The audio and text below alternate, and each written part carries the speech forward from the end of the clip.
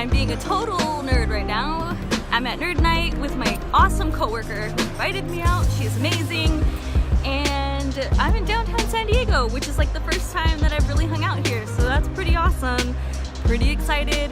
It's my birthday, so I feel great. I feel festive. And this is probably like the best birthday I've had in a while. So check this out, downtown San Diego. Huh.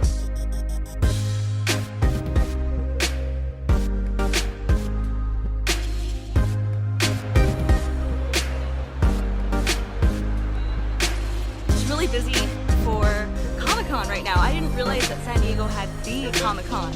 So maybe we'll walk around later, see what we see. Let me ask you this. What's your two favorite? Hey y'all, what's going on? It's Athena Amoeba. It is Friday and it is my 29th birthday. I'm old AF. But I mean, I'm 29 and I'm feeling actually really good about it. Last year on my 28th birthday, I set all these goals for myself. Guess what? I didn't really accomplish them at all. But that's okay. I went through like a pretty rough year actually. When I think about it, it was a rough year between last birthday and this birthday was probably some of the hardest times I've had emotionally lately.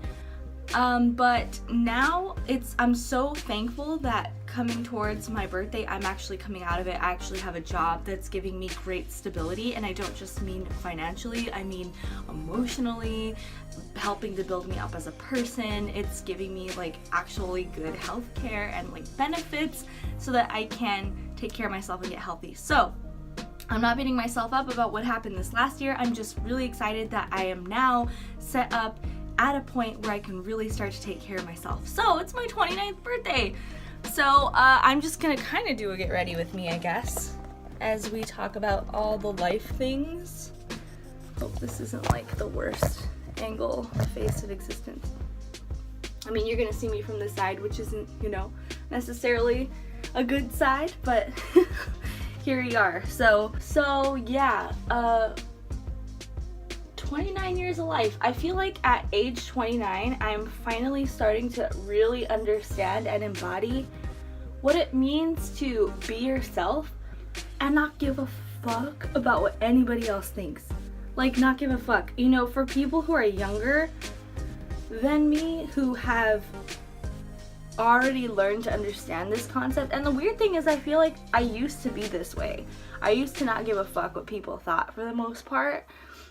And then somewhere in like my early 20s, I started giving a lot of fucks about what people thought about me. And I started basing my worth on,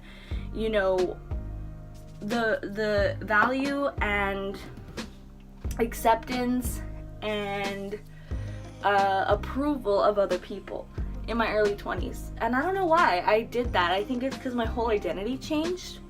I went from being like a kind of like completely self-centered metalhead that was just all about music. I'm not saying metalheads are self-centered, but that was just me, who had like no concept of anything real, who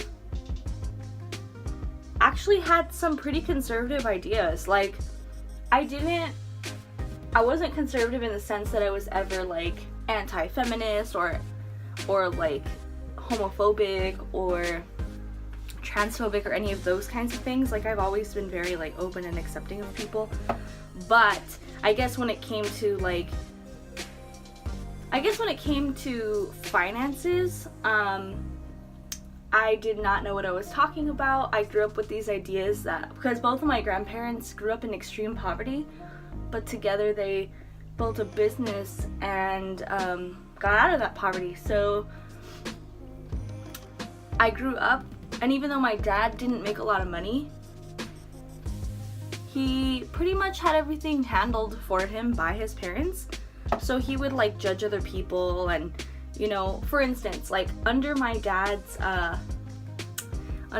tax bracket, or like under his income, me and my sister qualified for free lunch at school, right? But when they came up to him to offer him the free lunch, he like freaked out and was like, it's my responsibility to feed my children.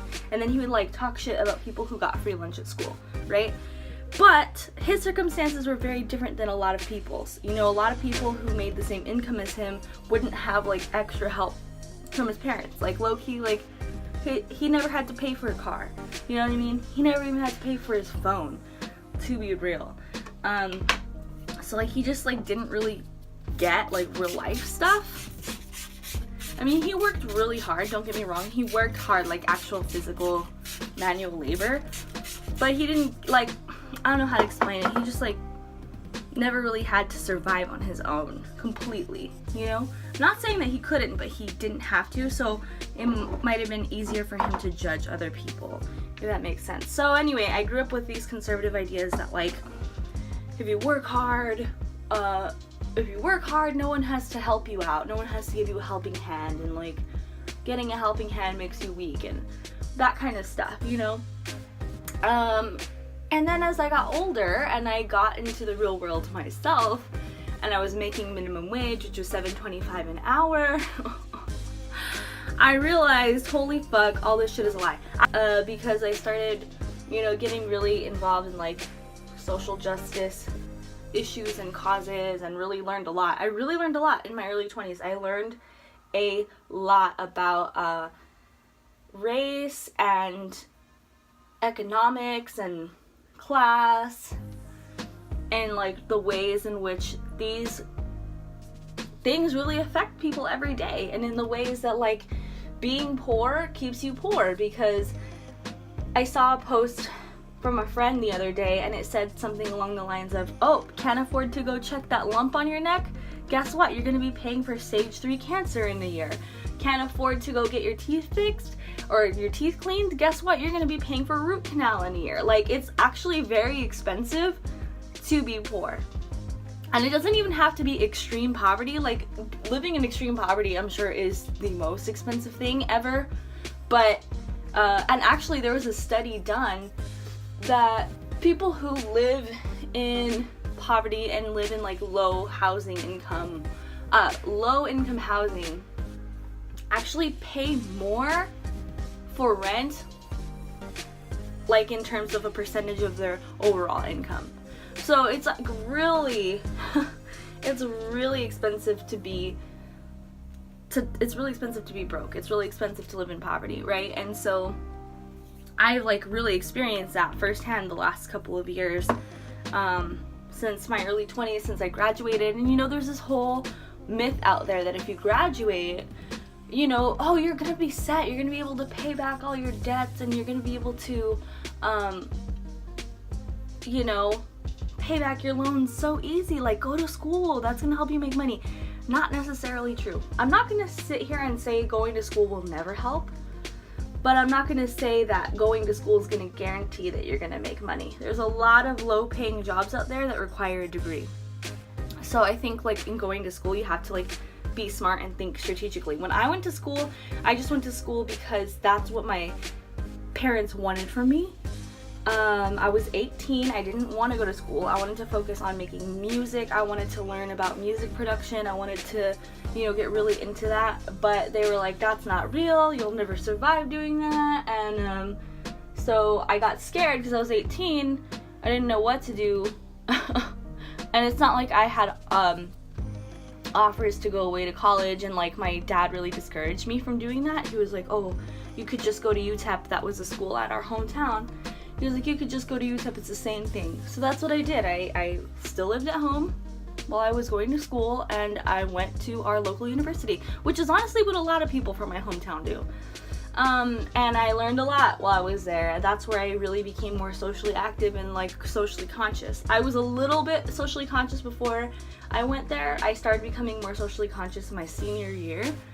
But I was definitely asleep about a lot of things. So I really became woke, you know, not to use that word, but I did. And I'm not saying, oh, I'm the most woke person, blah, blah, blah. I'm sure there's a lot of things I still don't know, you know, or still don't realize, or am sleeping on, especially kind of consciously lately. I'd hate to admit that, but I'm sort of consciously sleeping on things lately for my own sanity, because I felt so bad and so low for the last couple of years. I was like, I gotta focus on me, and I felt so selfish doing that. But I was like, it's like the airplane thing. You gotta put the mask on yourself first, otherwise you can't help anybody else. You can't judge yourself based on what other people have or haven't done. It's like you just gotta know you.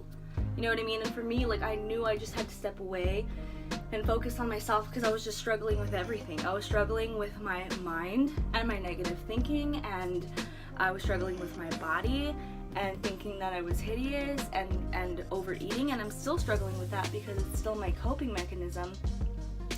And I was struggling with money, most of all, which contributed a lot to the other two things. So yeah, so I felt like in the last couple years, I was like, I gotta step away, I gotta take care of myself. And so that's finally where I'm at now, 29. You know, it only took me like 5 years because I really realized at like the age of 23, like, that I was in a bad place. It took me like 6 years to start to get out of that bad place, but I was working on it this whole time, you know? And maybe there are things I could have done differently, done better, done smarter, but because I didn't do them those ways, I think I know better now, you know? So it's all a lesson. You can't beat yourself up, you just have to learn from it. Like Rafiki from The Lion King says, you either run from it or learn from it, and the more you run from it, the less you learn, and so you just keep doing the same things over and over. So that is my advice of the day. This is my makeup of the day. I am having some skin issues, I think because I've been eating a lot of cheese. I'm not gonna lie to you. I've been eating so bad. But today, starting today, my birthday, I'm gonna basically do the same thing I did last year. I'm gonna go vegan, with the exception of 1 day a week. I will allow myself to eat meat. Not 1 day a week, once a week. For one meal, I will allow myself to eat meat, just because, you know, me and my boyfriend, we really like food and we really like trying new things, and so I don't want to lose that. But, you know, I heard somewhere if like 95% of the time you're making the right choice, it's going to make a difference. And right now, I'm not making the right choice 95% of the time. So we should see a difference coming. I'm actually getting picked up by my coworker. We're carpooling, which is so cool. She actually lives like 4 minutes away from me. So that's really awesome. She's amazing. All of my coworkers legitimately, aka legitimately, legitimately, are like the coolest people. All of them. Everyone's really cool. So I'm happy about that. I love that. So yeah, I'm just finishing getting ready. Look how blue my hair is. I love it when it's just like freshly dyed a week in. It's still very vibrant. And for those of you wondering, I use different shades. I used a dark blue and then I used some teal just for some, what's the word? Depth. Wonder what time it is.